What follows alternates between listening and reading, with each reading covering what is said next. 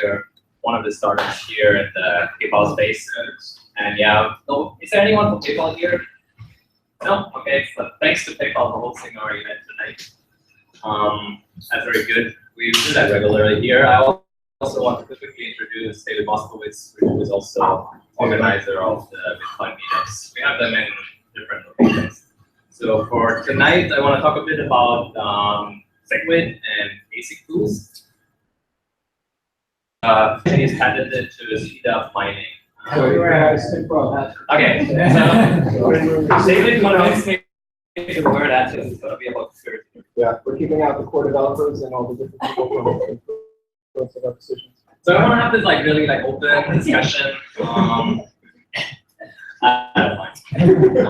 Like what it could mean. So I want to start simply just giving a bit of background information, what the scaling debate was about, how Segregated comes into that, and then what ASICBOOST is, and then we can see where the conspiracy theories go.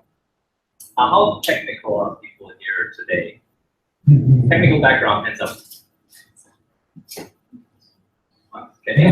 Yeah, if you have deeper questions on like how it actually works, just point it out. So I'll keep it a bit more high level for the start. So let's go back about 2 years when the first proposal, maybe it might have been actually 2.5 years. Do you know when it started with the proposals, David, about the block size increase? 2.5 years? Okay. So the first, like when it started to get into conflict, I think we reached like the 1 megabyte limit maybe 1.5 years ago, somewhere in that range. And then it really started getting interesting in terms of how do we scale Bitcoin. What had happened is there's a hard-coded limit in Bitcoin that a block cannot be bigger than 1 megabyte. It was initially in there just as a spam protection, because if there is no limit, it would allow miners to create arbitrary big blocks, and then every other miner would have to validate them. Even at the time, with only 1 megabyte, they were like what was a block that required like 32 seconds of validation because it was consisted of one huge transaction. That's like spam protection was the main reason of introducing the 1 megabyte limit, and it's still there today. So, like you mentioned, from 2011, there were the first proposals to increase or how to scale. From 1.5, maybe 2 years ago, it started like getting more and more. Okay, we have to do something about this because we're limited to 1 megabyte blocks. And I think Segregated was proposed maybe 1.5 years ago. That's the one, right? So Segregated is a clever hack, I would say, to scale without increasing the block size. So there's like multiple ways to scale. Segregated is one. The traditional way would be, okay, just remove the limit, make a higher limit. But it's there a hard fork which has to have everybody on board. And that's difficult in a centrally distributed network like Bitcoin, because you would have to come to, at one point, together and like, okay, from today, the 1 megabyte limit isn't there, we're going to have a 2 megabyte limit, or like whatever the consensus is. And if you want 100%, you can always have one that can add on.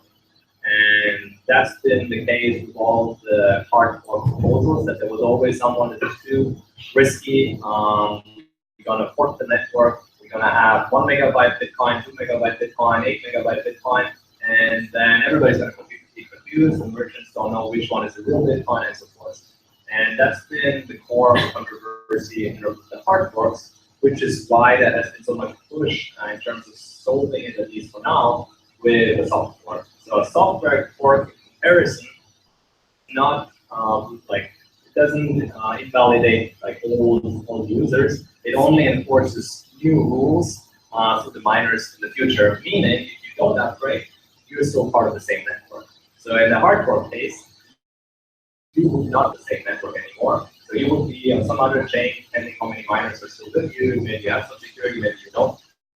But you're left behind in terms of hard fork. In terms of the soft fork, you might not be able to use all the new features because you don't know about them, but you can use Bitcoin the same way as you should. Meaning, if you do transactions on Bitcoin, if there's a soft fork happening, you can still do the same transactions. So that's the reason for the soft fork. So maybe if that's clear, but then I go to like how Segregated uses a soft fork to increase scale is quite interesting. So Segregated doesn't actually change the size of the blocks. It's actually initially was to remove a bug in Bitcoin that has been there for a long time, and it was actually blamed for the malloc tax. Was not the case with the topic. So malleability is the problem of that transactions can be changed a little bit by the network, by anyone in the network, giving it new ID without giving it new meaning. And that's the problem for linking transactions. So in Bitcoin, you have like one thing that everybody knows is blockchain. They have chain the blocks. The other thing that's also kind of intuitive is transaction chains. So if I send you money, you basically get, like, let's say I have Bitcoin, I send it to you, it just gives you access to my Bitcoin, you give access to someone else. It's like a chain of transactions where ownership just like access to that one Bitcoin thing. You can split it and so forth. But you have a chain of transactions. And the importance with that chain is that it always has to reference the previous transaction. So if you want to send me money, you actually have to reference where the money came from.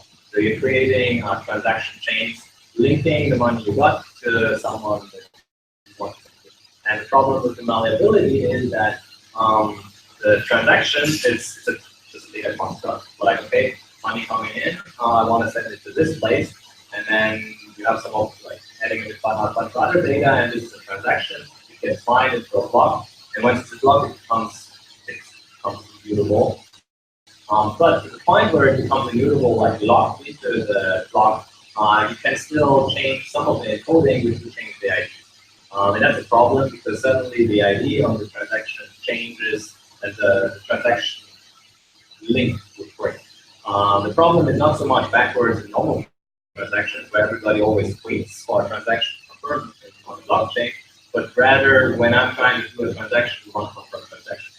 So if you send me a Bitcoin, I send it here without waiting for any confirmations, then you could still change the transaction and you will never get it. Like there is like breakage in the link. So Segregated is a solution to solving this, and the way they do it is by removing the signature.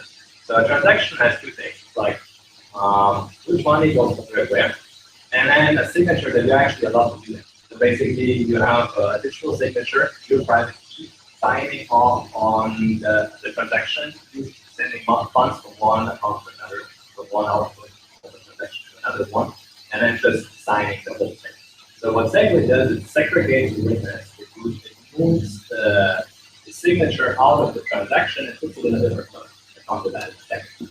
So by just removing the signature out of the transaction, so what we have left is like just transactions that are pretty small because they have money in, money out where they should be, and then what they did is a trick. That's where it's a bit of a hack. They don't like usually you would have the whole signature, quite big, at the end verifying that you do what you want. So with segregated witness, now they're using a new construct. So they're using segregated witness, and it needs the miners to add that additional security. So they move the signature into a new place, which has to be validated by miners, which is why they're waiting for enough mining power to support this security. Doesn't actually like without the miner support of Segregated, you wouldn't have any security because the way the scripting language of Bitcoin is instead of having like my signature I do this, I actually add anyone can spend. So they're using a function called anyone can spend, and then saying, okay, the segregated signature is going to be in another place. But for this system to work, you have to get all the miners on board to validate this new transaction. Because now what you have is you have maybe a bunch of users that didn't know, they don't use this functionality, they are not aware of this hack happening, and then you have all the miners that use the new functionality, this whole thing comes together. And then not there's where the same comes, because now you have transactions that separated out the signature, you have only ins and outs, and you have the signature in a separate space, which is limited at the 1 megabyte.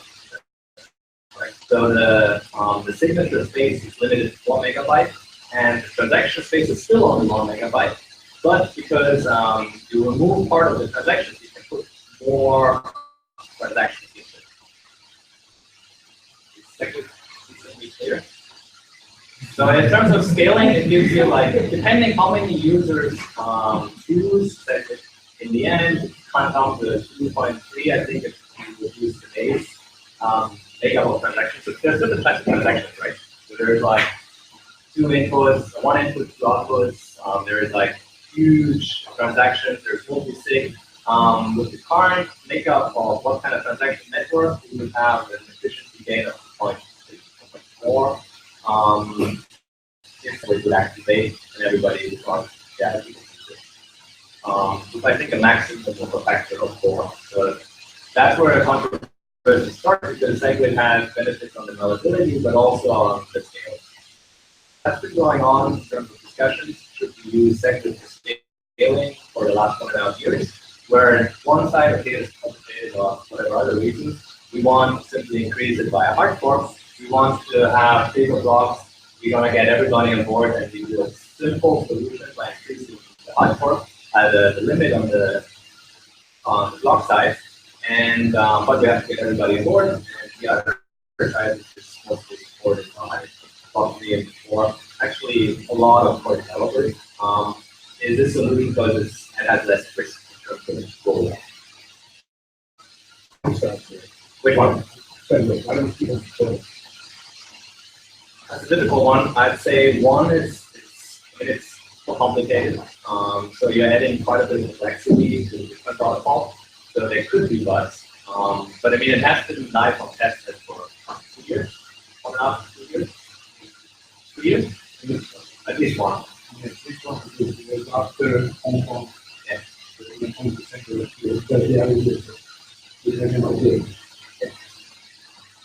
So why is it not active? And, it gets interesting. So I think it's about 2 to 3 weeks ago. Greg Maxwell, the CTO of Blockstream, wrote on the mailing list page. He found conclusive evidence of ASICBOOST being implemented in main mining chips, and that ASICBOOST conflict segment. That is the reason for this whole conflict.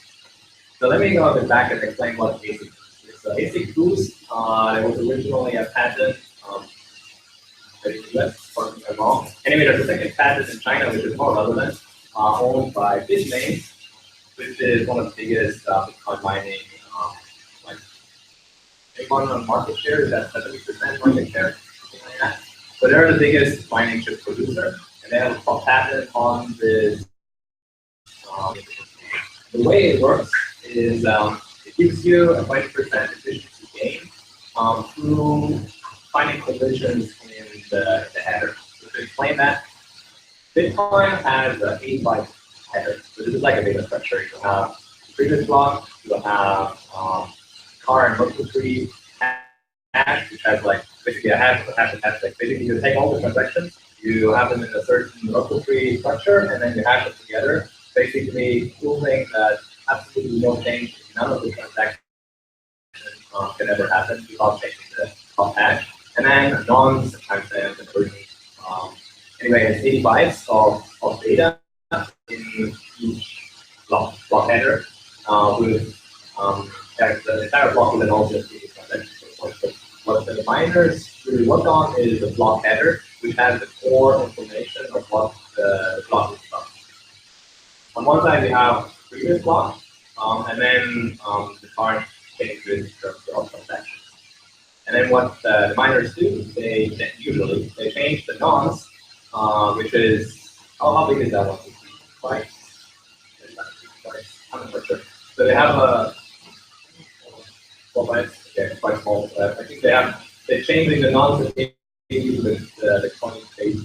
So basically, they're changing a field in here for creating entropy. So basically, they hash this whole thing, and then they hope for a lot of zeros, which is like a pass difficulty.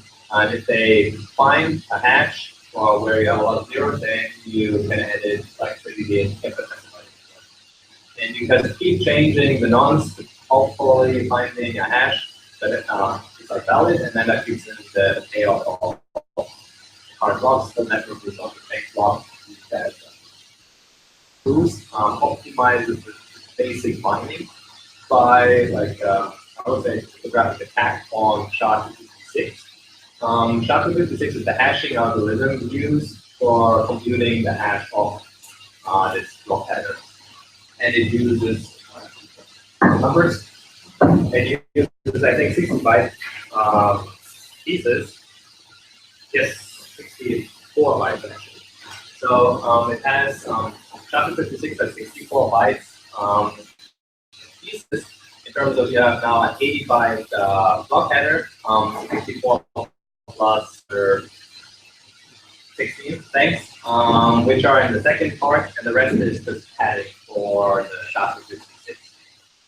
We have two blocks that have to be used in the SHA-256 calculation, and it's a very simple calculation. So you have like a starting point, you take the first block, you expand it to a certain function, compute it together, and then you take the second block. So if you can find something where one block is you to say something. So that's the quintessence, because you have two parts of the block header, the first 64 and another 16. If you can find something where the first 64 would be the same, you get a little bit of gain. If you have something where the second part would be the same, you get a lot of gain, because you can reuse the first part computation. And there's multiple ways to do that. So what's in the first, actually the second part is 4 bytes of Merkle tree. So the first 64 bytes of the block header is like the version number, it's the previous block, and it's part of the Merkle tree. And then the Merkle tree extends into the second part, so you can use collisions through the version number, which is very easy to detect because everybody will see how something comes with the version number, which is actually used as the version of the block. Or what Greg Maxwell was proposing, that you could use a Merkle tree shuffling. So the Merkle tree extends over both parts that need to be used for the SHA-256, but it's only 4 bytes that are extended into the second part. So if you can find a Merkle tree where the second 4 bytes are the same, then you can reuse the work of the first part for the second part. And then you have efficiency. So things that were proposed to do this is like shuffling transactions in the Merkle tree, basically trying to find a collision where you'll have a Merkle tree where the left side, the first, I think it's 2 bytes, leads, like where you have two versions of different 60 bytes leading to the same 4 byte right part. So essentially you're searching for a collision, like a partial collision. And computing these collisions is easier than doing normal mining. Now I'm just looking here. Are about 20% in terms of efficiency for if you use this. And here, this is like basically just stating how ASICBOOST works. The problem is that it conflicts with Segregated. So the traditional block format is version number, previous block, current block, Merkle tree, some other stuff. But Segregated has an interdependence between the tree structure, because we took the Segregated, like the signature, put it somewhere else. So if we think we can change something in the block header in terms of the transactions, we have to change something down here. You have a dependence, so you can't just really change the Merkle tree anymore, because if you change something here, you have to recompute everything. So you lose all the efficiency gains by doing these part collisions if you're using Segregated. But only if you're doing it with the Merkle tree. So if you're doing it with version number, you're still fine. But that's easier to block. So yeah, if somebody would have done the ASICBOOST using the version number, it would be kind of obvious. And this is where it gets like conspiracy. Like for me, it's like straightforward, but David asked me to learn it anyway. Is that it gives a motivation for someone that has this patent. Actually, he confirmed publicly that it is actually in the chips itself. So Greg Maxwell stated they burst into the chips and found it. He stated that it actually is in his mining chips. Probably don't use it, probably because it's very questionable. Why would we spend all this R&D and put it into chips and then not use it? And where it could completely explain the entire conflict of getting censored.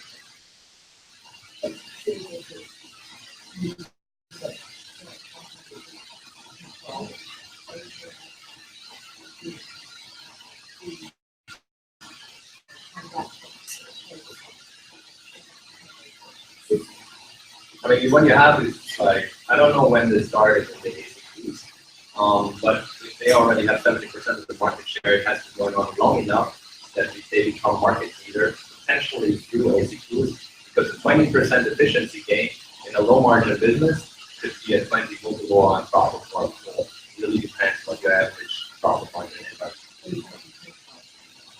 Well, that one is more, it's difficult to know. Like, I don't know if somebody has in the mining industry has no numbers on that. Like, there is a lot of different mining tools, and he is shipping out the mining equipment to other places too. He just didn't tell them that they could have a switch yet. So, yeah. Yeah, so basically, some of the hardware is definitely using itself, that's clear. If he's using it or not, that's what it shows. Assuming he is. The money that's on the table, assuming nobody else is using it, about 100 billion a year. That's calculations based on like how much mining, how much efficiency you can get. And but there's other people that have these chips. How much of Bitmain's chips are actually outside of this control? Because if it's enough, then I would not be surprised to see a mining tool start offering ASIC-boost for chips. Because the hardware is in the chips. You disable that. It's kind of like if you buy like a certain leverage. It's possible. It's being made by It's possible. I don't know that. Yeah.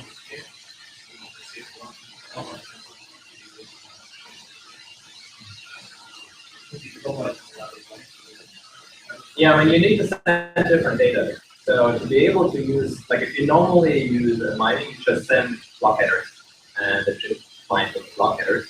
You would have to send collision block headers. So you would have to pre-calculate the collisions. And you can calculate those collisions based on version number, you can calculate the collisions based on the bundle tree, and then you just send it to the hardware. So if that part of the hardware is disabled, I don't know. If it's not, then all you need is a mining tool that can calculate the ASIC-boost collisions, and you sign up for it. If it's not disabled, then we'll have that in no time. What's in general threat though that over 50% start doing this when you're another monitoring, you really want like I mean, basically you're not competitive if you're not using it.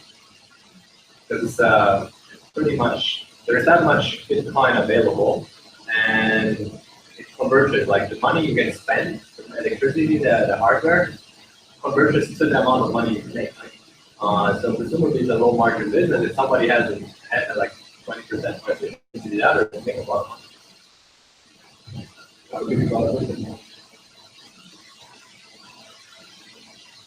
So yeah, that's just the pretty much factual stuff.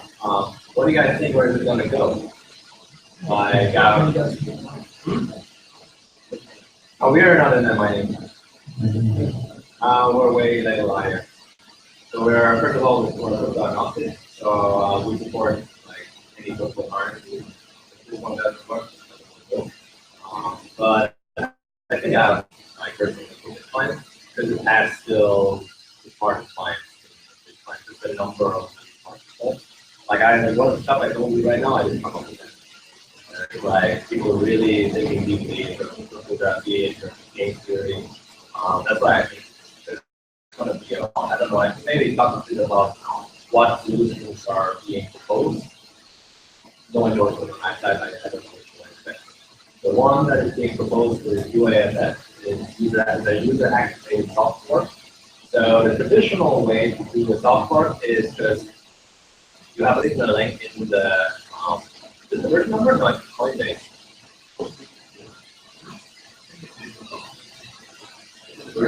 Yeah. So it's a signal link by the miners, which version they support, and then there's a threshold. If enough miners support like feature upgrade, then it will be enforced across the network.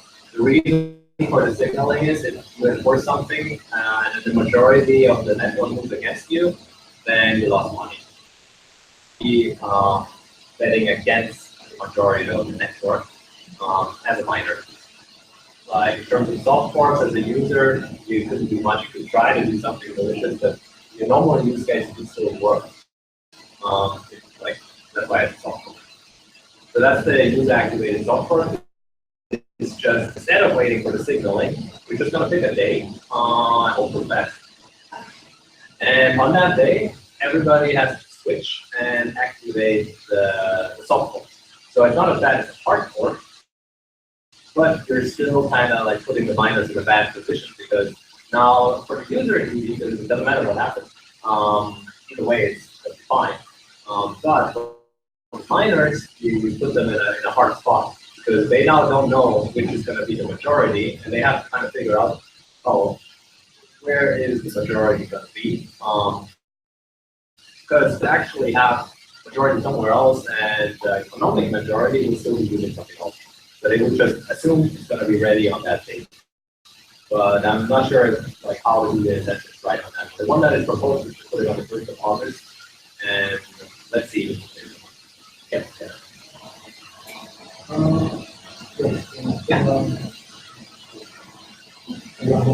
think the answer is not straightforward.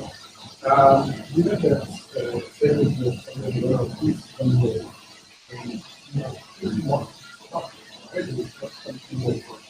okay, so I think if they are not interested, they put their user side design to work on a new version of how to do it. Or it's something that is going to disable every possible shock. So Segregated does not disable all ASIC. I mean, disable. Yeah, I mean, there is still maybe you have some. I know on the version number you can still do like ASICBOOST just by grinding through a lot of version numbers, but it's obvious if miners do that. Is there 100? Okay. So what Segregated prevents is the workload reshuffling, so that you cannot use the use everything or most of the efficiency gains to ASICBOOST on workload. But there might be other ASICBOOST versions. One of them is the version number.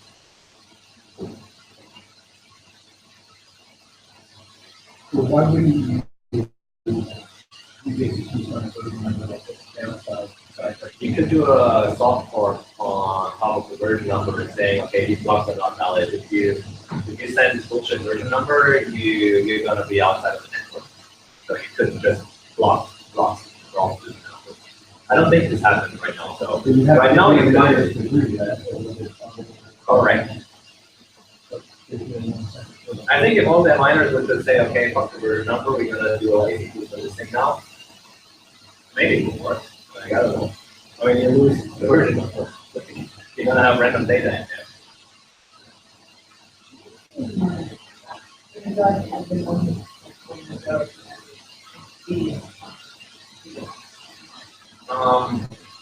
So there's quite a lot of the mining. The way mining works is you have mostly mining tools because of the high variance of getting one of those hashes, right? So every 10 minutes, one block is found. Basically, you find that hash with a lot of zeros, and hash gets the whole payout, which is 12.5 Bitcoin plus all the transactions. Like, so 13.5 Bitcoin to pay out every 10 minutes in a randomized lottery. And that's like, as a normal miner, you could wait for forever. It's really making lottery. So what they do is they come together in pools where basically like a lottery pool. You just, everybody puts tickets together and then the profit is split. And that reduces the variance. And then the question of how the mining industry looks like, there is a lot of those mining pools. And obviously you don't know how much of the mining power underneath each mining pool where it comes. Like how much is from where, like is it independent miners, is it controlled by Bitmain, which is the maker, how much is that this company, that one I don't have enough numbers. Does anyone have more insights? not sure. I'm not keeping up on that. The only number I found is on the market penetration in terms of partners, like how much is partners.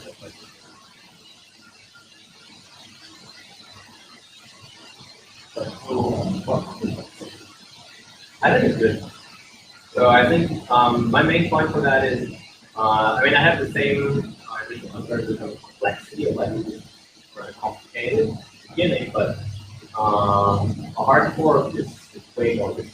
So that's my opinion. That any soft fork is better than any hard fork, even though it might be way more complicated, because you have this coordination problem. Maybe your code is very simple, but like, just maybe the number is megabyte for example, but you have to coordinate like everything. Like I don't know how many businesses, changes, and if you make a mistake there, then you end up with a big company. And we saw how that works here.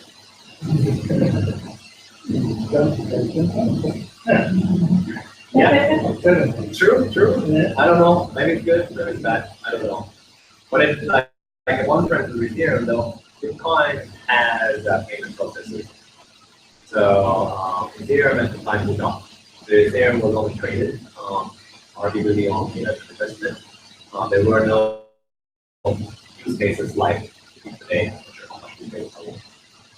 But Bitcoin is used, like there's hundreds of billions of dollars of not only trading volume, but in payment volume, and these things would be significantly disruptive.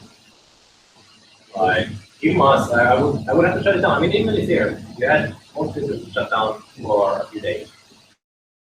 Like just not sure. Like the exchanges are like, oh, I don't know, like it's a bit sketchy. I'm not sure what's going on. No deposits, no withdrawals for until we figure it out. Some were faster, some were slower, and some were faster. Literally. So like some exchanges were blaming Ethereum Classic as a scam because they weren't ready for it, and then people were just stealing off the Ethereum Classic. Because what you have in the port is the transactions are valid on both chains. So you just have one chain that is 1 megabyte, for example, and 2 megabytes, but exact same logic. So if you do a transaction, it's obviously valid on both sides. So it has to be the user to make sure that it's like that they do what they intend to do. Because most people they don't know. Like, okay, I have money, I have money on both chains. So if I send it to you, I'm moving money on both sides. And then eventually somebody figures out how to disrupt this flow. So he can make profit, he can find an exchange that only supports one, withdraw the other, and maybe it has market value like it is in Ethereum. It gets really messy. That's why people really don't know, don't like hard forks. Because it's a real strong coordination problem. One thing though, in terms of like Bitcoin has better than Ethereum in terms of hard fork, the adoption time is much slower. Ethereum Classic survived is because the recalculation of difficulty is much faster. So in Bitcoin, it adapts every 2 weeks. So if you have the same scenario, so in Ethereum you had I think 99, 97, way above 90% on one chain, and then way less than 10% on the other chain. This would mean that the difficulty in terms of Bitcoin would go 10 times. So you already have 20 weeks. And in that time frame, you don't make you don't know if you're not going to make money. So because you don't know where the value is. So let's say it's going to be more valuable, but on one side you have to wait 20 weeks to figure out you might have to sustain quite a long time before you get anything back to recalculate it. Because in that time it becomes kind of useless. Like if there's transactions, they really clog out your block. Right? You'll be having blocks every 2 hours instead of every 10 minutes. And on the other one, it's rather smooth because you lose 10% of that or so that could be a difference in terms of a hard fork. Assuming you have a 90-10, like a 50-50, then it's going to get really messy.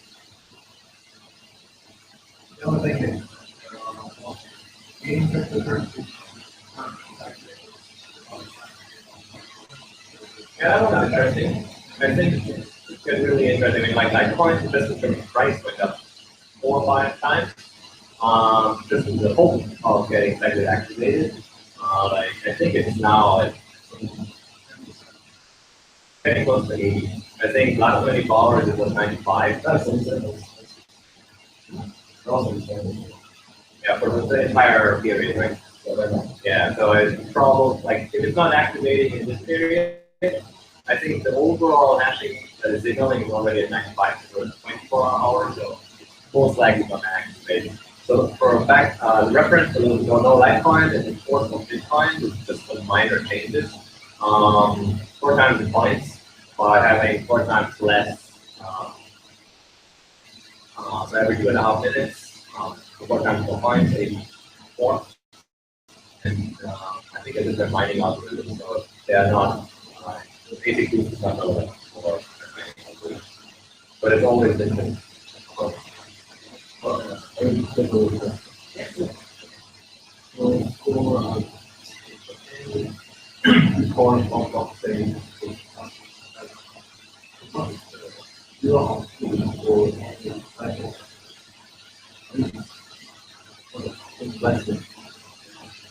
with that.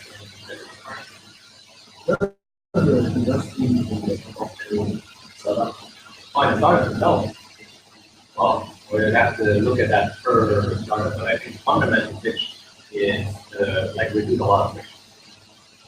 So I feel financial background. So I feel it looks like I don't have financial background, which allows you to look into like the finance world from the outside. So my background is tech. So co-founder Paul and me, we ran a previous tech startup, and before that, we were tech. So we're like used to okay, we're gonna have to turnover of a few years. So websites are built with the newest technologies. In 3 years, we're gonna have a new one. If you're using some technology or old tools, we're probably gonna do enterprise stuff. That's tech world. And then I was like, coming to the finance world, I was like, oh, this is kind of old, like things that are being used here. So I kind of look at it comparison. So I was like, it could be an industry that should be slow in my opinion. Like, okay, see all the ships out there, like shipping, let's look up shipping. And I found that the average vessel on the sea is only 7 years old. The maximum age, I think, is 30 years. But most turn it over earlier and you have growth, so average age is only 7 years. So the average age of an entire ship is 7 years on the ocean. And then you look at like what banks use as a core infrastructure, that's like 40 years old. Like literally, I found a press release by ANZ Bank, and they were like proudly stating, our core banking system turned 40 last week or something. Code does not scale. Cool. And I was like, holy shit. And I was calculating the technology. We went back to the Fortran. Maybe it's Fortran. I was like, oh, might as well be Fortran. It might be before that. And I was like, wow, like these guys who wrote this system, they're long in their mission. So, and then the same press release they had, yeah, we're gonna have to pay another 1.5 billion in terms of key costs. Like, oh, yeah. Well, yeah, you should have upgraded that like 30 years ago. And I think those costs is like what is friction in our financial system. If you look at from another angle, total payment revenue is $1.7 billion this year. So that's all great. We're making all this awesome money, but actually it's upstream. So if you take the average bank person is paying about $1,000 a year in terms of upkeep for a that's where the fee comes in. And I'm not even like cherry picking like the use case. Is it remittance? Is it payments? Is it like you can probably take any of those use cases and then find huge amount of friction in them. I mean, then you can argue, okay, there is going to be clients and whatever that's goes down. It's true, but that's not my question of time. It's like, in my opinion, as someone coming from a tech background, better technology always find limitations. And then as a VC, you should probably look where is it applicable today, where you don't have to wait 20 years. I mean, my opinion, if you change 3 years, yeah, that's why I started 3 years. Just one caveat. Yeah, please. I will. First of all, I agree with everything that's said. Oh, I work in like the I agree with everything. That's one thing that is that I have like that's one thing I see that will otherwise it will not. A question on that regard. My theory is why it's getting interesting right now is that in 2008, shit on the side that, okay, we gave all this protection to banks, and now, like, we got screwed. And now we have to put so much money back in. We're going to do it different now, and we're going to let more competition. That's something I think is happening, but I would like to have the finance. Yeah, I mean, some of it you can see though, like for example in London, I think they had 3 or 4 main banks for 100 years, and now they're giving out new licenses. I think 1 a year though, right? No, they said 1 per year. We were 1 bank. Okay. Well, the promise was bigger than what actually happened. I think also some kind of digital banking system,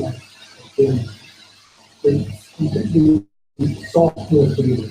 The kind of front end, back end, a bit like Amazon, right? We have a second store.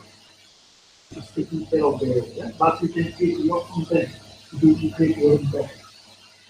It's like hosting your website. I want to share like my own vision of why, like how I think blockchain come into this picture. Is like it's like traditional banks kind of old, but you also have challenger banks, digital banks, like for example, I think that also are quite an improvement. So they actually run technology that is not from 60. So it's like why would I not use that instead of going into blockchain, which is arguably more expensive to do research on, to actually get it into production, because some of those technologies have fast, better skills. Like today, they're production ready, where blockchain is still completely research ready. And my vision is that one big difference between a digital bank, which has like really good new technology, and something that happens in the blockchain world is that you have like openness of the underlying infrastructure. So if you build the service on a public blockchain, it basically becomes interoperable with other services in the industry. Interoperability, even if it's just through a centralized exchange, like that one can be improved. So you can use smart contracts. Like there's a lot of stuff, and that's what fascinates me. Like my background on technology was like, okay, I grew up with the internet, learned programming was 10, and then was always be building stuff. And I have like all this like my user base. I could just try to get users to send it to Russia and I don't care who. And people can download it, use it as an app, use a website, and I can also for myself find any kind of information. But in terms of finance, that information didn't exist. It was always siloed, and now you are breaking it open. And for that, you need an open system. What we're seeing here is the community of when the internet came out with the standard, everyone was fighting because telecom was affected. Right? They were trying to put the ATM packet switcher in order to protect, but eventually they come to the cryptocurrency is going to the open standard. It's going to be interesting. I think we're going to finish up our talk on ASICBOOST and Segregated and just have it in open discussion. Like, people can just stay around. We have free drinks and we can talk more on. So thanks a lot for coming. Yes. Today, but you can talk about it.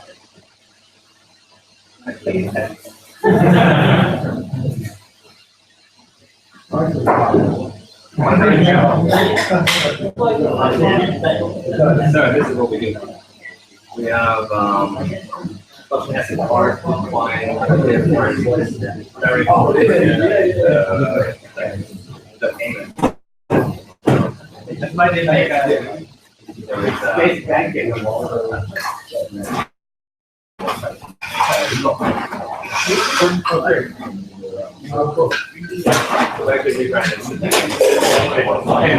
Were you guys actually moving forward?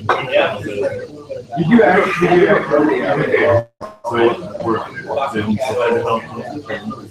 Depends on how long you're in the less than 6 months is not really sure. It makes sense to be a I can't do it either. Yeah.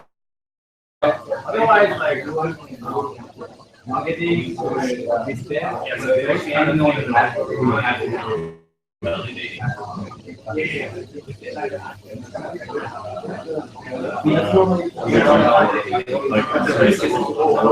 September almost. If the miners are So what's your brand? I'm still studying. So I first did a bachelor's in information management. So it's mostly business administration, but I'm like, also some like and then I do this.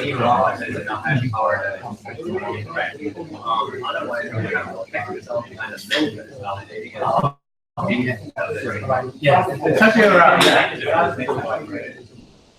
So I would say that my background is mostly in business administration. Yeah, that's where the UIS at start is And you say you only Now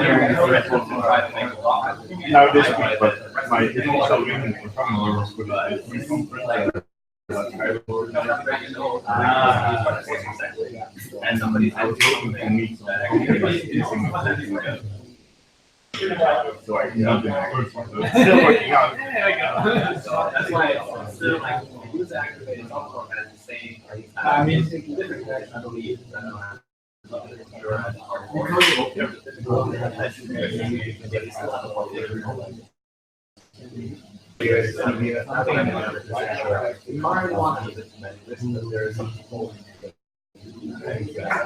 Can you also tell me a bit more about the company? Yeah, Where is the team? And Yeah, are you so- doing more than start? yeah, there's Toby and Ryan and Mark. And then you have Julian and our team member. Taking care of so I do most of the design and also the operating. If you take care of most of the our CTO Michael is on there. What we do is we decide what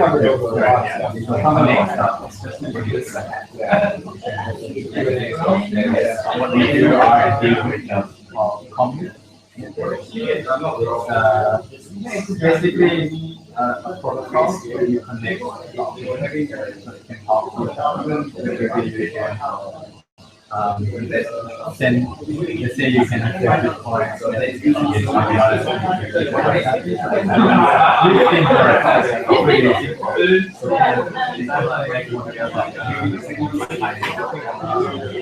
transfer the exchange assets.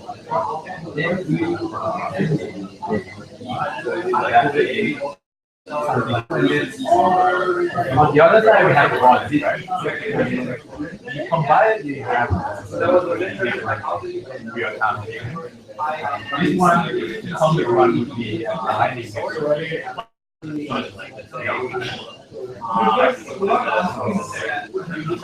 Essentially, you have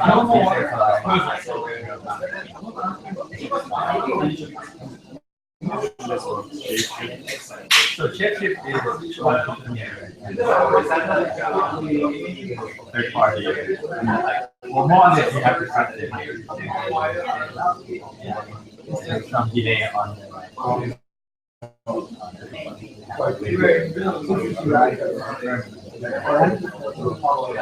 essentially, you can build Shapeshift model and anyone with liquidity you have required put it on the network. Right, and you can send your own rate and then pay money, exchange those decentralized. Okay, so part of your customer base actually also be exchange or anyone who's Yeah, anyone who we of course would use one security provider and stuff. Actually, where the money comes from. It's really funny because today I was writing a final example on my process, and the question was basically how can we decentralize shading because it's risky. I came up with the whole idea because in my perception is the reason exchanges currently have the settlement and the trading layer together is because they cannot guarantee that someone will trade in that fiat currency. So that's why they force customers, okay, first put your euros in our account and then you can trade. And so I was thinking, if you were to have some blockchain, like euro, and at the same time then like some sort of proof of currency of fiat currency, and it cannot be spent off the blockchain, then you basically and then you will separate. But I can't keep saying that liquidity by creating. I guess it's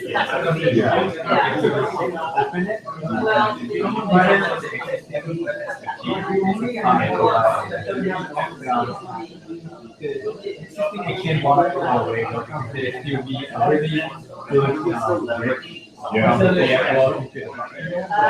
you're on blockchain, you want to protocol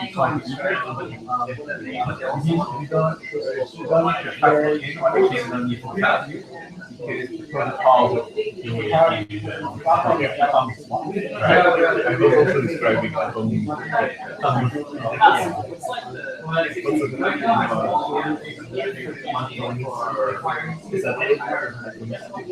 yeah. I was also describing this in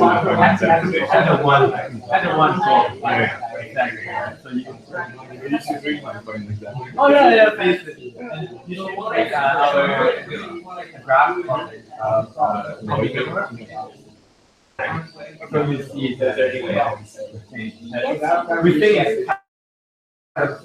you I believe people don't realize you need insurance. It's actually kind of strange that no one is saying, yeah. Yeah, but I think if you want to grow, you need access to we're building it. We start with so Litecoin is going to mining network. Before we can do it, mining network. So essentially you can mining network. Mining network, gradient network.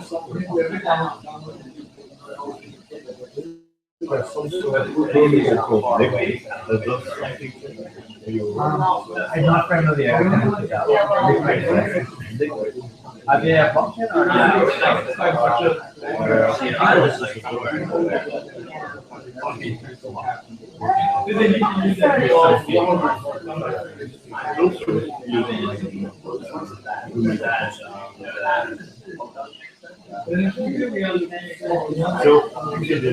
So they will have the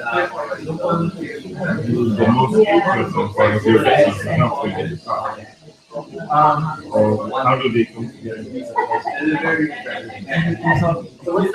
see another 5 years,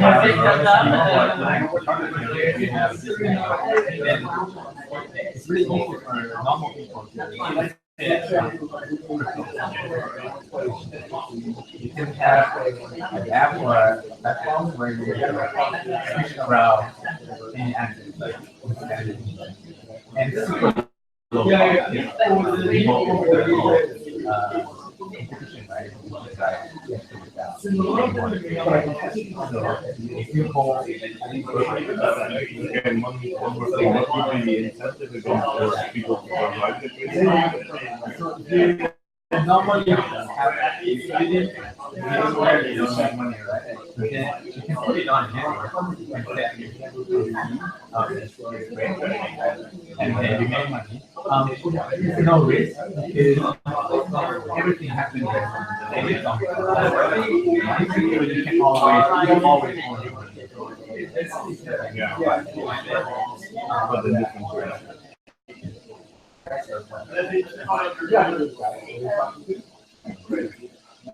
We have one.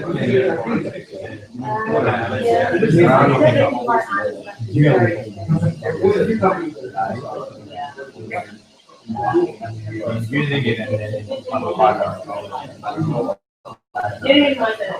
And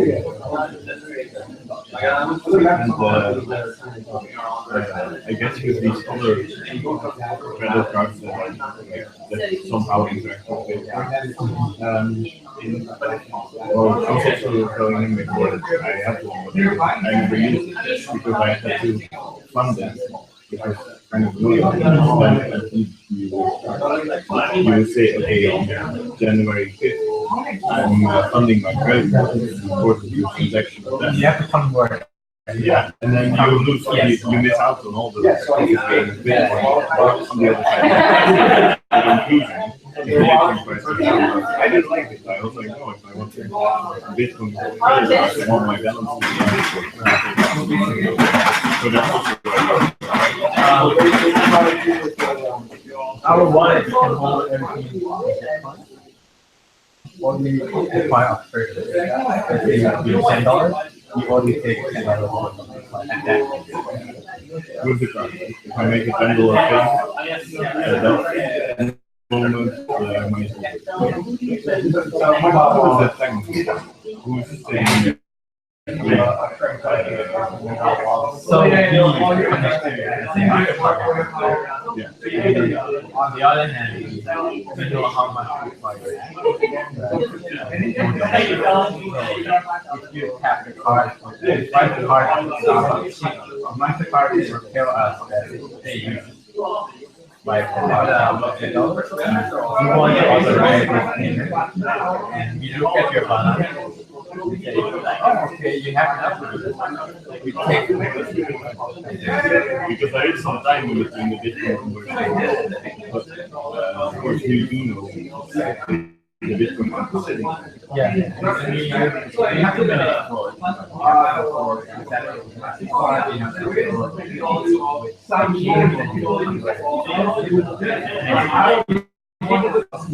Oh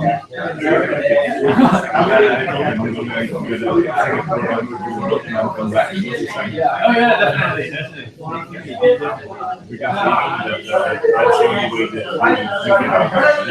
Yeah, for now, yeah. You have to clear all that time. Confusing. Have to make that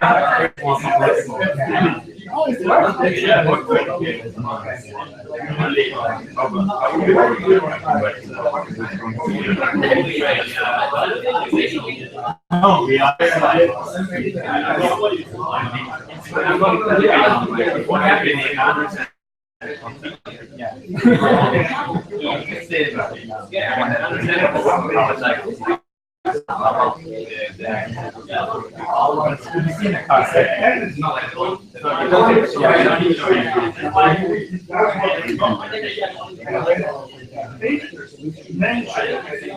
Do you actually get this out to the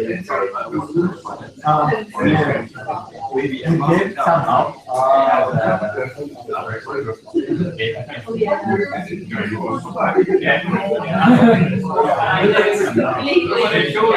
Yeah, you get the number and then try it out.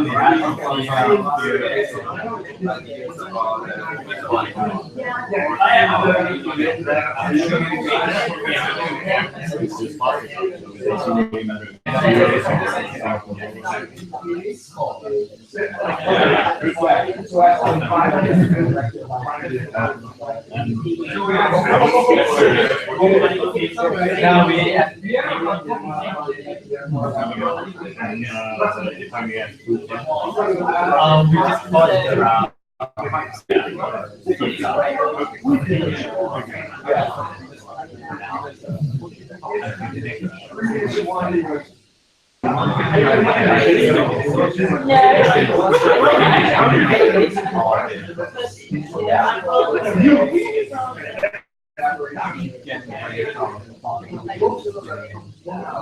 Use some to develop. great, they don't use the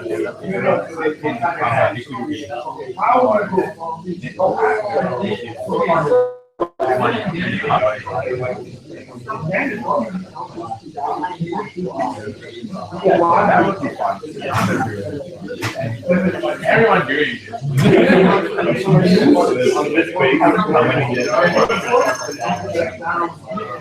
This sound is really interesting. I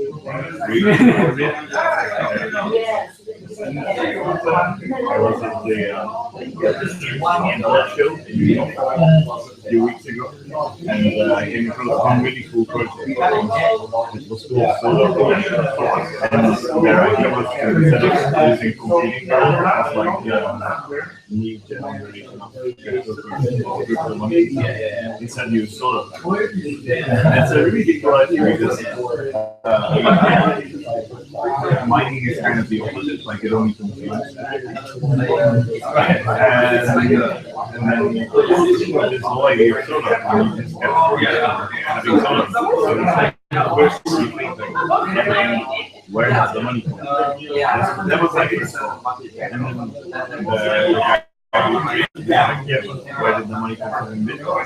It also so they are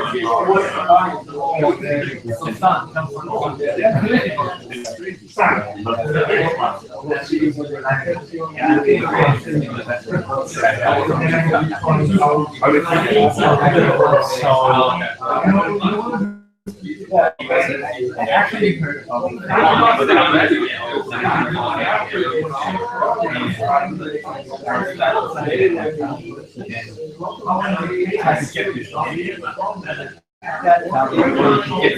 Through another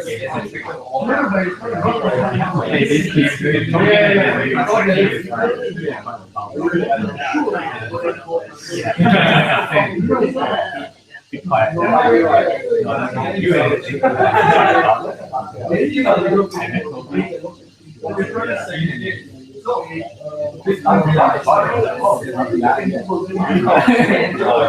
People have said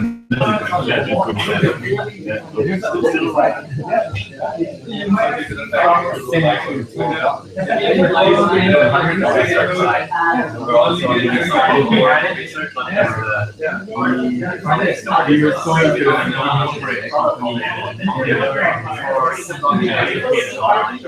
in Japan. What it does is right now, transfer and no, we need a company access. Our lawyer says,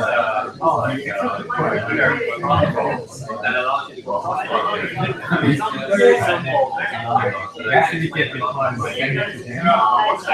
And within like half an hour, like, so that's the hand part, right? The second part is just using I don't have to check background.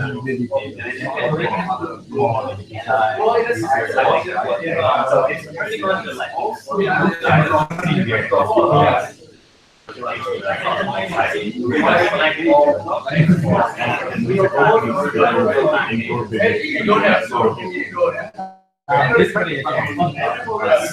this company is this company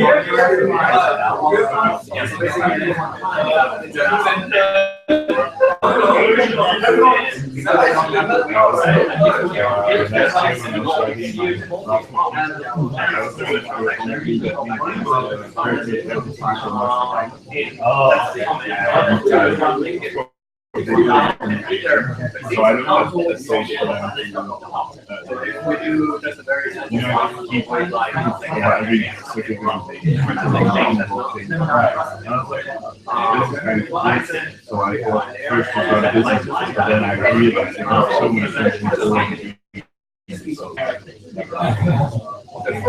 our friend who were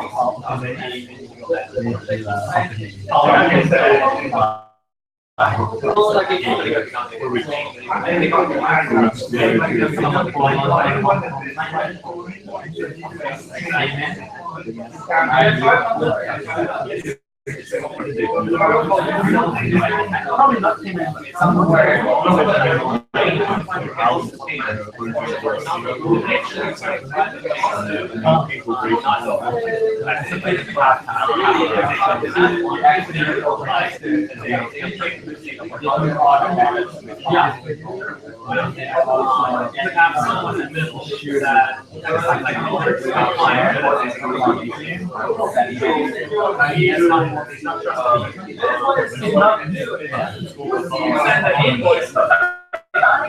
They're doing really good. Yes, we do that.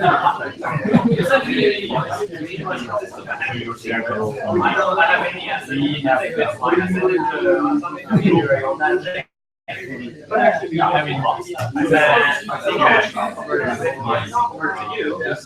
you try it and say that one of the secrets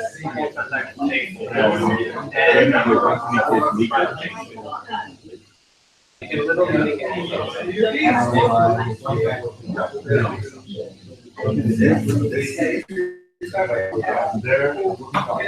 I feel like they're also. I don't know. I don't think much indeed that they might be single street that they also want to become farming.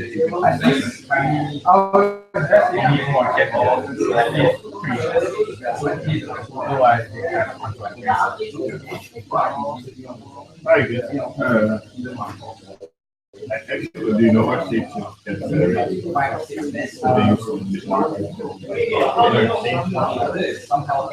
they probably use instruction from someone and then they have to add